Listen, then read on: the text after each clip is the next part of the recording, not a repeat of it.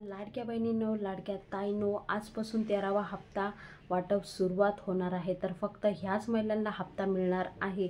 तो कोणत्या महिलांना हप्ता मिळणार आहे आणि कोणत्या महिलांना नाही मिळणार त्याच्या व्हिडिओमध्ये मी तुम्हाला सांगणार आहे। म्हणून कुठेही जाऊ नका, व्हिडिओ स्किप करू नका, कारण महत्त्वाची बातमी आज आपल्या समोर आलेली आहे। महाराष्ट्राच्या खूप मोठी अपडेट आलेली आहे आपल्या समोर। तर लाडक्या बहिणींनो, व्हिडिओ एंडपर्यंत बघा।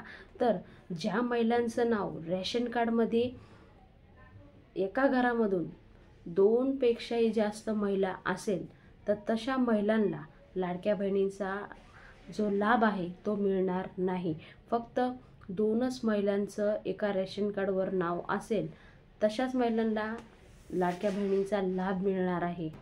एका घरामधून फक्त 2च महिलांना लाभ मिळणार आहे।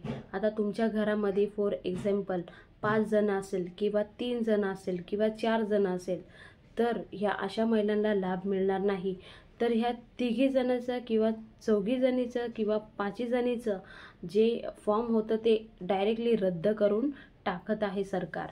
तर आता सरकारला माहीत नाही कोणत्या महिलांचं नाव काढायचं किंवा कोणत्या महिलांचं नाही काढायचं, तर त्या रिलेटेड सुद्धा अपडेट येणार आहे।